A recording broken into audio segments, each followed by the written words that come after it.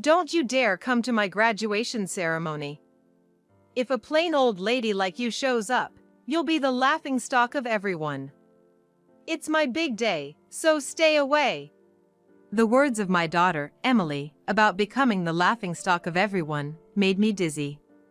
She clearly doesn't think of me as family. To her, I am an embarrassment. "Hey, old lady.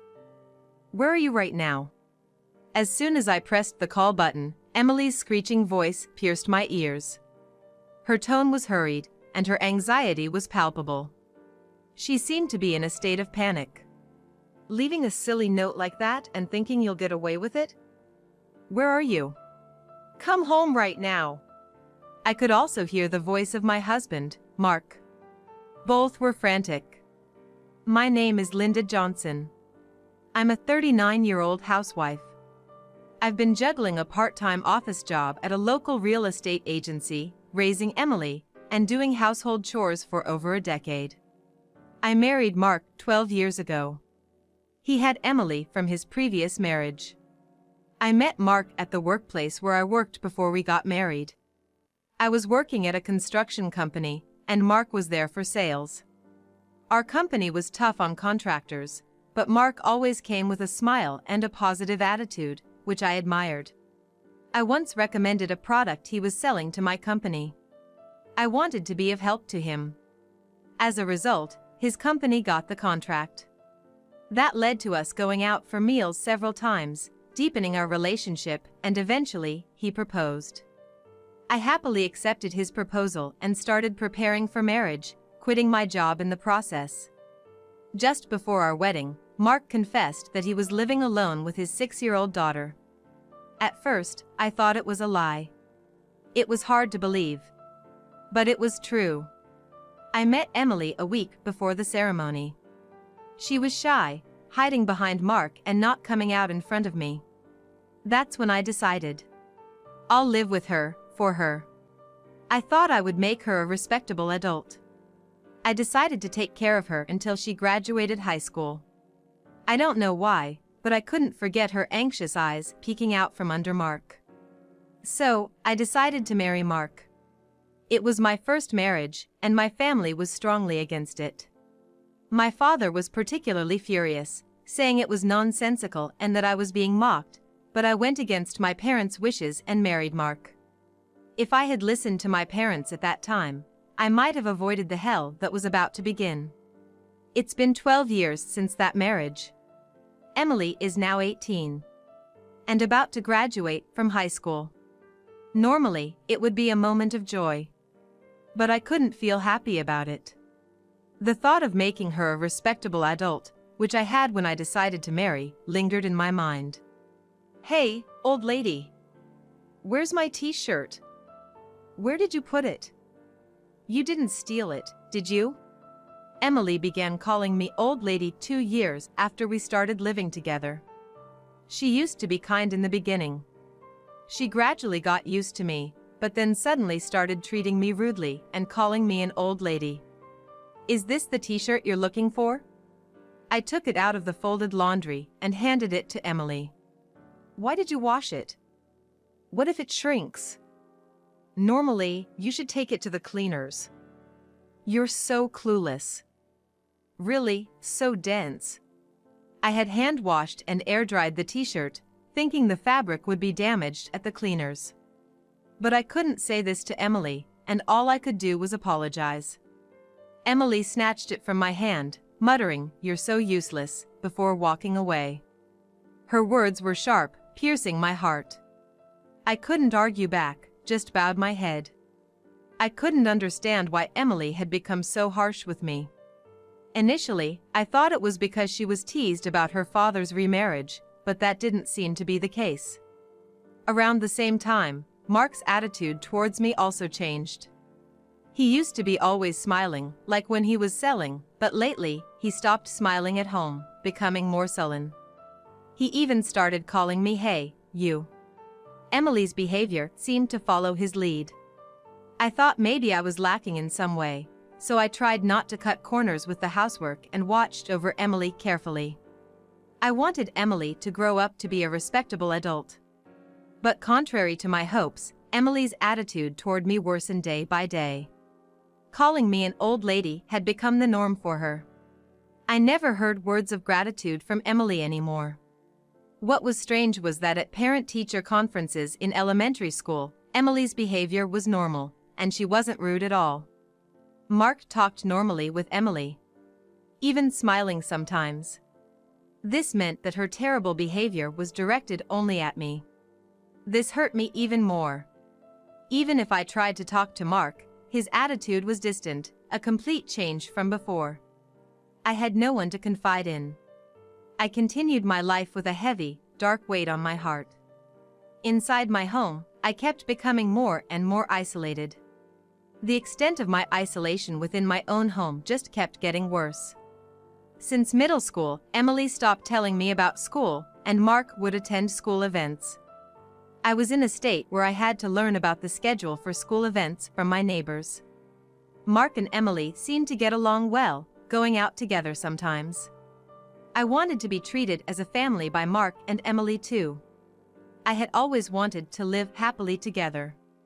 I never imagined it would be this painful to have that wish unfulfilled. And Mark's attitude towards me continued to worsen. Dust is piling up on the stairs. Clean it up. You're a stay-at-home wife, aren't you? The toilet paper is almost out. Are you even cleaning the bathroom? And you're really dense, you know. I frequently received such remarks from Mark. Originally, when we first got married, we both shared household chores. Mark had been doing housework while living with Emily. He was happy at first to share the chores with me. But now, I do all the housework. Mark used to say it was wrong for a stay-at-home wife to do all the housework. Emily was an easy child to take care of, but this somehow made things worse for me. When I tried talking to Mark, he just dismissed it as my lack of effort. In the end, everything was my fault. So, the more I tried talking to Mark, the heavier my heart felt. He would nitpick my housekeeping, constantly criticizing. You can't even clean properly, no improvement after all these years. Do you lack learning ability? Mark looked down on me with disdain. All I could do was apologize. I'm sorry. I'm sorry. I'll try harder. Please forgive me. Mark sighed dramatically, as if exasperated. Even if you try hard, you won't be able to do it. That's why you get scolded. Always saying you'll do it, but have you ever? Mark's words kept chipping away at my heart.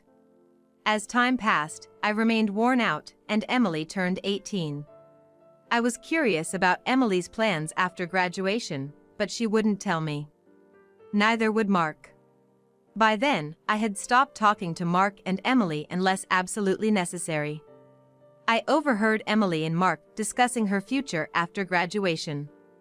I didn't mean to eavesdrop, but I wanted to know, so I listened until the end. I got it. I can go to college on a recommendation, and I even got a scholarship. Thanks to you, Dad. Thank you. I could hear the joy in Emily's voice. She never spoke to me like that. Good for you, it's the result of your efforts. All the housework we dumped on that dense housekeeper was worth it. Were they referring to me as the housekeeper? Yeah, she was a good outlet for stress. I heard their mocking laughter. Quietly, I left the spot and locked myself in the bathroom. It was the only place I could be alone. I crouched there, holding my head, and cried. To think that Mark and Emily saw me in such a light. I had endured for the past 10 years. No matter how much my heart nearly broke, I continued being Emily's mother and Mark's wife. Even when I felt at my limit and my heart screamed in pain, I forced myself to keep going. There were times I felt I couldn't get up, but I forced myself to, making lunch boxes, preparing breakfast, doing laundry, and other housework. Honestly, it hurt to even lie down. But if I did that, I feared I would never again be needed by Mark and Emily. Driven by this fear, I continued to live in exhaustion. Honestly, I don't remember much about this period. One day, after going shopping, a neighbor told me something shocking. Tomorrow was Emily's high school graduation. I couldn't admit I didn't know, so I just smiled vaguely and left. As soon as I got home, I collapsed onto the sofa. I had always thought about making Emily a respectable adult. The graduation from high school was supposed to be a milestone for that. Again, I was the only one left out. In this house, I'm forbidden to have a smartphone or use a computer. The only thing I have is a simple flip phone that can only make calls. Since Mark handles all the school communications, I don't have any mom friends. I had no way to get information about the school. Still, I learned about sports days and recitals from neighbors or overheard children's conversations, and secretly attended them. I wanted to properly attend the high school graduation and celebrate Emily's step into adulthood. While I was crying on the sofa, Emily came home from school. Old lady, why are you loafing around? It's so gloomy. You make the whole house dark. Can't you do something about it? Emily glared at me. Even though it was her fault. If Emily had told me the date of the graduation, I wouldn't have felt this way. For the first time, I felt anger rising from the depths of my heart. So the graduation is tomorrow. Seems you didn't tell me about it. I asked with a tone of blame in my voice. Emily looked a bit startled by my confrontational words, but then she sighed dramatically. So what? You're not going to the graduation anyway, so you don't need to know the date. I reacted to Emily's words with surprise, tilting my head. I never said I wasn't going to the graduation. Don't come. If a plain old lady like you comes, you'll just be a laughing stock. It's my big day. Absolutely do not come. I felt dizzy at Emily's words, about being the laughingstock. Clearly, Emily didn't think of me as family. To her, I was an embarrassing presence. Just this once, I had hoped for forgiveness, but it was denied. Her words to not come pierced my heart. I was truly just a nuisance, clearly told so by Emily herself. That night, Mark came home with a suit in a dry cleaner's bag. He had taken his suit to the cleaners himself, without asking me. Of course, he knew about Emily's graduation. When I saw the suit, Mark commented, "Right, you didn't hear about it from Emily." He looked at me with a mix of pity and a smirk. Clearly, I was the least needed in this house. Thinking I was part of the family was just my own delusion. At that moment, I realized my heart had reached its limit long ago. So, I decided to end my role as a family member. The next day, Mark and Emily left together for her high school graduation. I was left behind. And Mark even told me not to bother with dinner as they would eat out. I wasn't invited. The old me would have just silently accepted this treatment. But those days were over. I had decided to leave this house.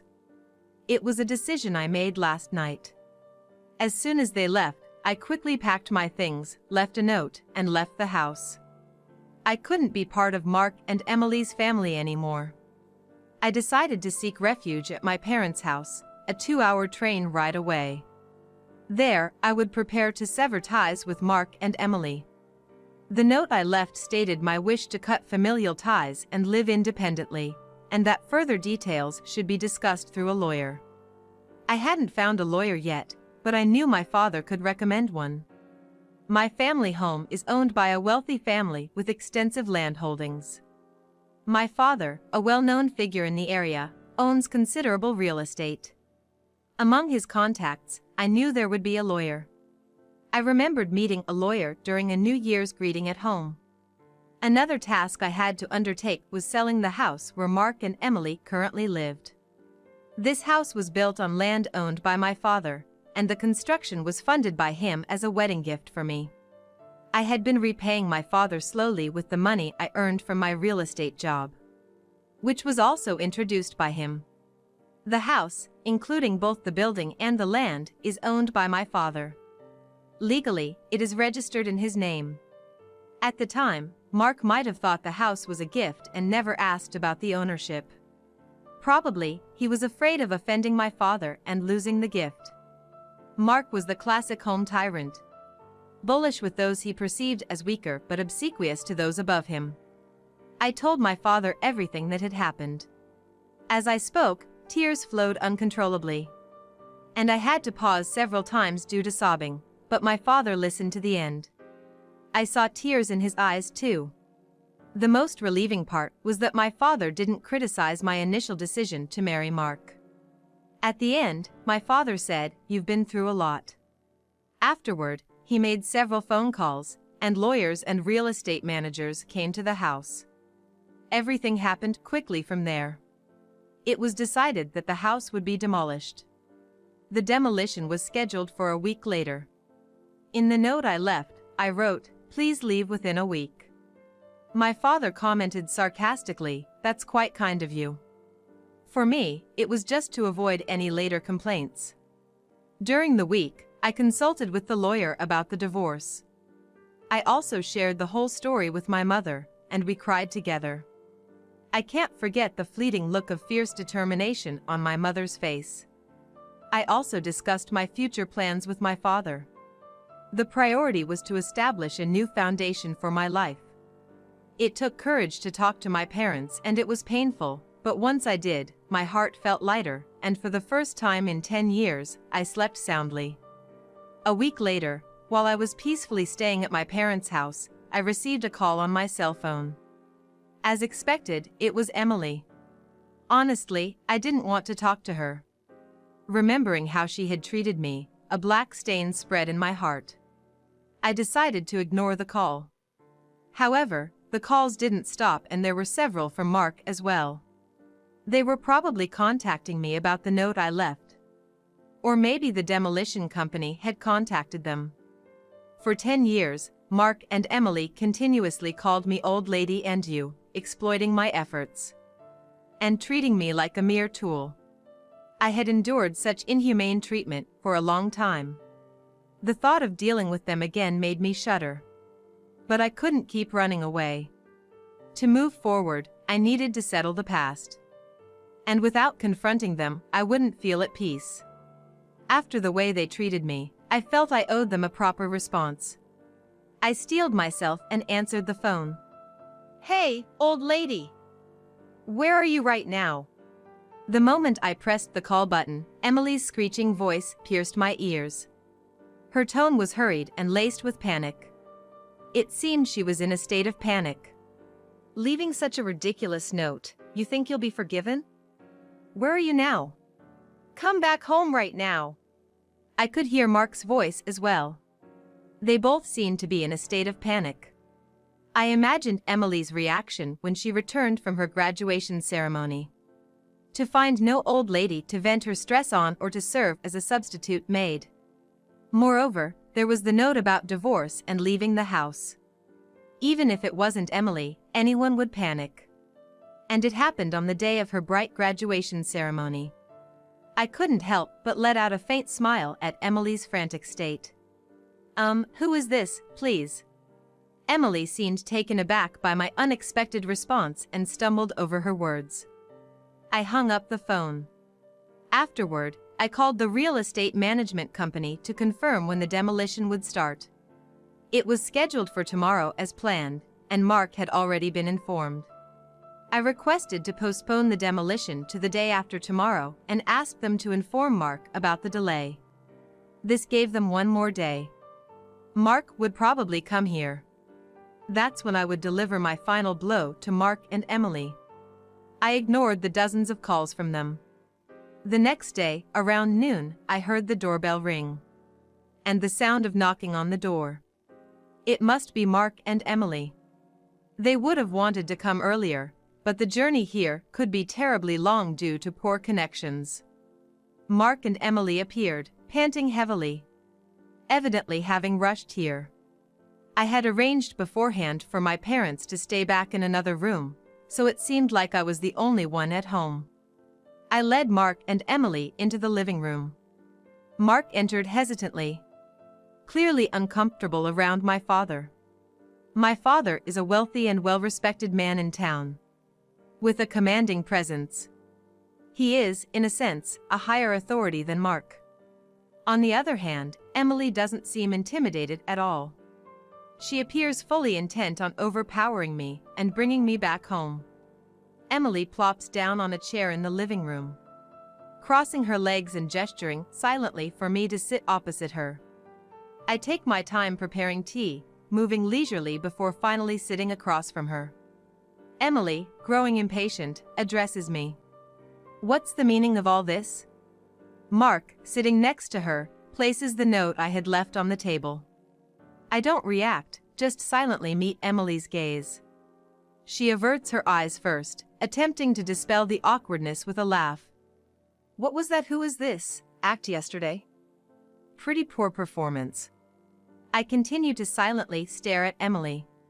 She becomes visibly uncomfortable under my gaze, shifting in her seat and continuing. "Look, it's no use. A dumb old lady like you can't survive without us. You're nothing but trash." I almost react to her harsh words but restrain myself, noticing the tremble in her voice. Emily is clearly bluffing. Mark has been silent, just watching how things unfold. "Stop being stubborn and come back home," Emily says, trying to confuse and coax me back with her cruel words. As Emily becomes more agitated, I respond more calmly. "I don't have a family, do I?" "Oh, I have parents, but you two are not my family, are you?" Emily, clearly out of her element, raises her voice. "What are you saying? Dad and I are your family, right?" "Right, Dad?" Emily, feeling at a disadvantage alone, sought support from Mark. Mark looked around nervously, and once he confirmed they were alone, he turned to me with newfound bravado. "That's right, you can't live without us, just like Emily says. So you're coming back." Mark started getting bossy all of a sudden when he noticed my parents were nowhere to be seen. Looking back on it now, what a small-spirited man he is. "Like I said, I have no family," I replied firmly. No matter what Mark and Emily said, I would continue to treat them as strangers. They were not my family. If they were, they wouldn't have treated me like a slave. A true family supports and helps each other, especially when someone is in trouble. But Mark and Emily were different. For 10 years, they treated me like a servant, a vent for their stress. They insisted this was normal, oblivious to how wrong and cruel it was, unconsciously oppressing me. I marvel at how I endured it for 10 years. Almost impressed with myself. This started when I saw Emily peeking out from behind Mark's back. I had bound myself with the promise to raise her to be a decent adult. I endured and served them for this promise, at least until Emily graduated high school. I had decided that Emily's high school graduation and her moving on would mark the end of our relationship. I had held a faint hope that if Mark and Emily changed their ways and improved their attitudes towards me by the time of her graduation, I would continue walking with them as a family. But they betrayed my expectations, leading to this situation. Everything was decided the day before the graduation ceremony. So now, I confront them with the appropriate attitude. Mark and Emily are no longer my family. Therefore, I will not treat them as such. Realizing the significance of my treating Mark and Emily as strangers, Emily altered her approach. "We're family, aren't we, Mom? Stop this silly act, please." Suddenly, she switched from calling me old lady to Mom, realizing her usual tactics wouldn't work. Mark, swallowing hard, watched Emily and me intently. "Even though you're not my birth mother, we've lived together all this time. So please, listen to my request." Her previously defiant posture had changed to one more pleading. I have no obligation to respond to requests from someone who isn't family, I replied, maintaining my composure and emotional distance. Tears appeared in Emily's eyes, and she looked at me desperately. "Please, listen to me. The note you left, it's not true, right? You can't really be selling the house. It's not serious, right? Because you're part of our family, Emily's use of the term mom made my skin crawl, especially since her main concern seemed to be the house. She was anxious about losing the house. It was true that the house was going to be gone, but her concern seemed misplaced. In the end, it appeared that as long as she had a place to live, it didn't matter whether I was there or not. No matter how much Emily pleaded, my feelings remained unchanged. She lowered her face, apparently crying. This is some kind of joke, right? You can't be serious with this attitude. Mark said, seemingly upset by Emily's tears, and turned his anger towards me. What's with that note? Come back right now and stop the demolition. Mark was speaking rapidly, driven by anger. I can't do that. The decision has been made. I continued in a restrained voice. Do you think you can get away with doing this to your family? That's why I've been saying repeatedly that they are not my family. Neither Mark nor Emily seemed willing to listen. Please understand. I've already told you, we're not family. I wondered how many times I had to repeat the same thing. Suddenly, Mark stood up and slammed his fist on the table. Don't joke with me. I was startled but managed not to react. Who's joking? After not treating me as family for 10 years, you can't suddenly expect me to behave like one. It's impossible. I ended up raising my voice more harshly than I thought. I'm angry too. I don't show it in my attitude, but anger is bubbling up from deep inside me, about to erupt like magma. That's how unforgivable Mark and Emily's selfish actions were. They trampled on my 10 years of hellish suffering and my efforts to overcome it. I tried to become a family with Mark and Emily. But they rejected it, mocking and using me all this time. How lonely and painful it was to be left out. Mark and Emily wouldn't understand. I wished so many times to be treated like family, but my wish never came true. It took me 10 years to give up. Despite my continuous efforts to build a relationship as a family, as Emily's mother, this is the outcome.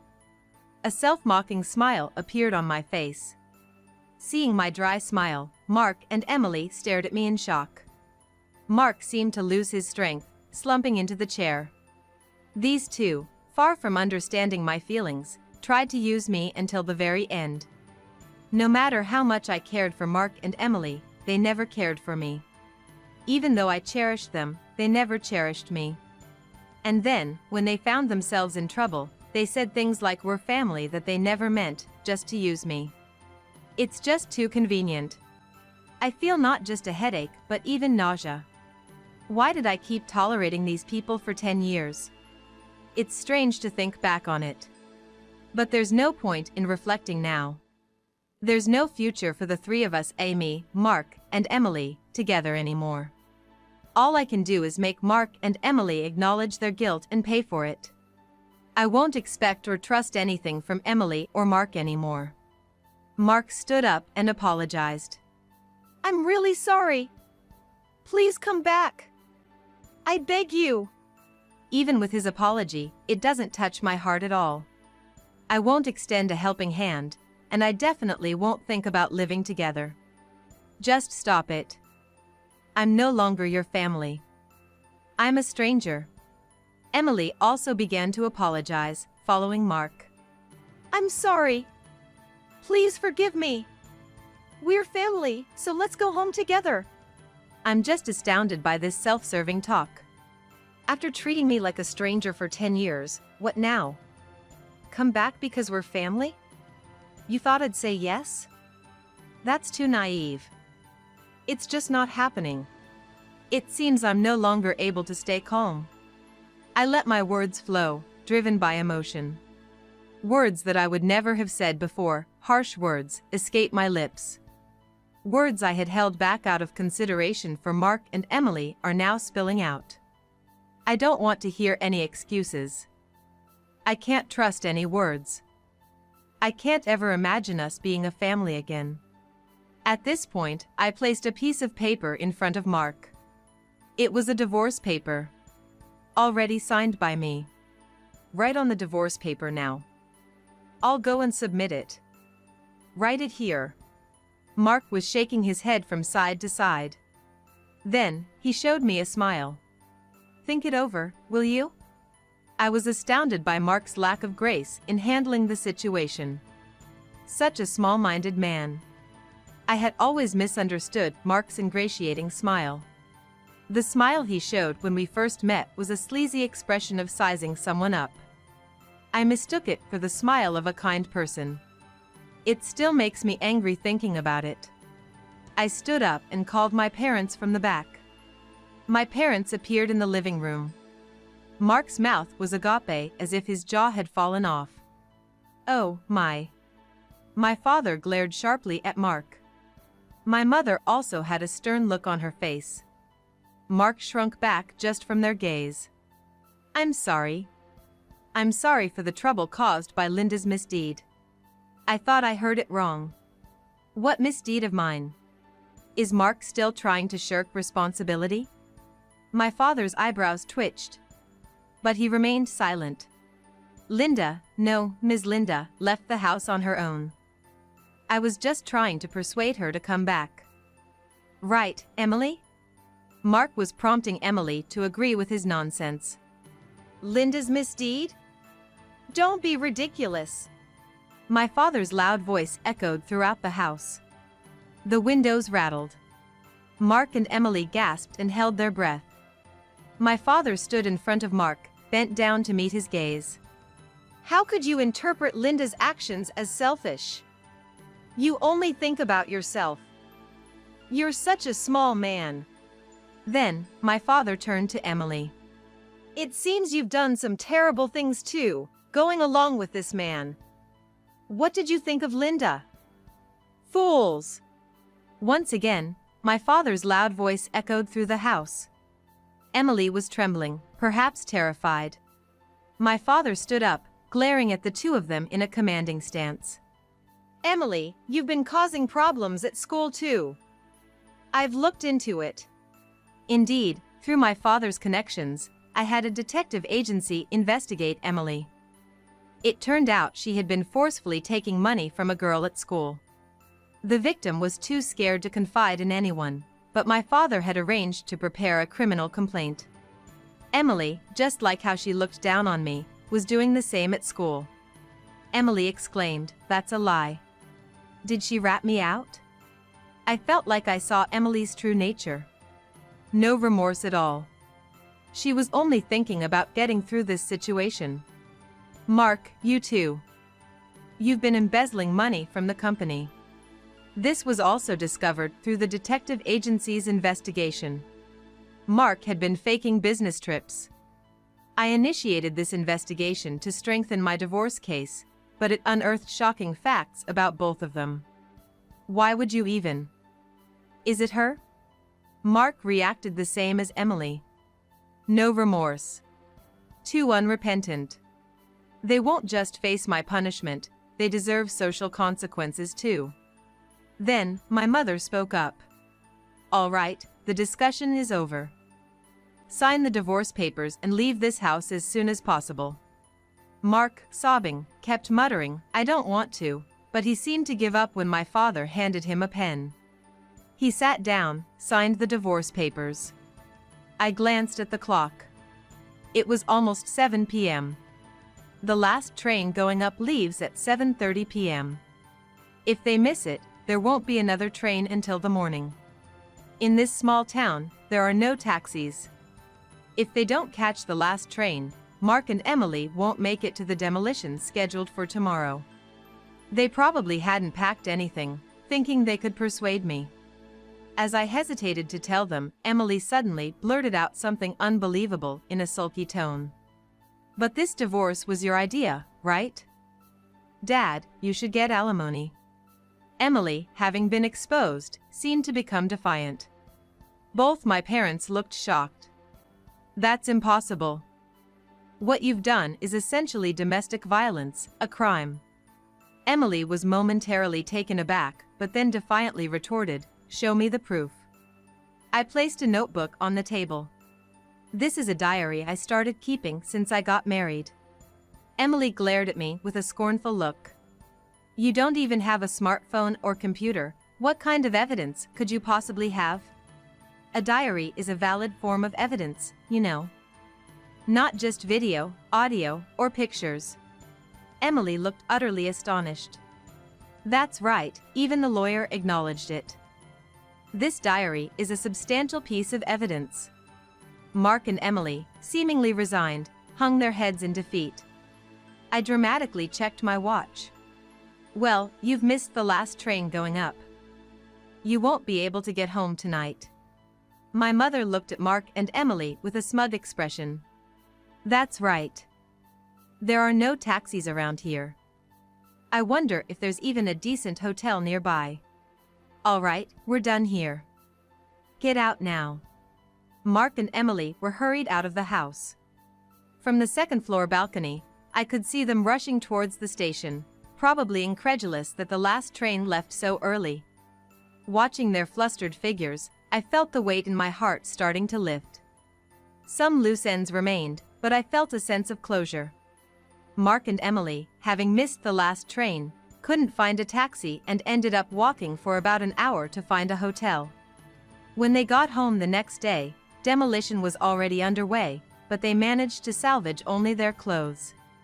Unbeknownst to them, I had temporarily stored the furniture, appliances, and my belongings in a warehouse. Later, I received a report from my lawyer that the divorce, including the alimony claim, was finalized. Mark, initially reluctant to pay, complied after pressure was applied to his company. According to the detective agency, Mark was fired for embezzlement. And Emily's scandal led to her expulsion from high school, not to mention ruining her chances for college. Mark, now jobless, could only afford to rent an old, small apartment far from the station. There, he lives with Emily, who dropped out of high school. Emily blames everything on Mark, and he constantly criticizes her, leading to endless arguments, as reported by the detective agency. I had quit my part-time job at the real estate agency and was considering my next move, when my father suggested I help with the family business. I took a job at his resort property management company. Living in a resort area is a big change from city life, but being surrounded by nature has been a refreshing change. I also got a dog, so I don't feel lonely living alone. For now, this dog is all the family I need. I plan to live a peaceful life, just me and my dog.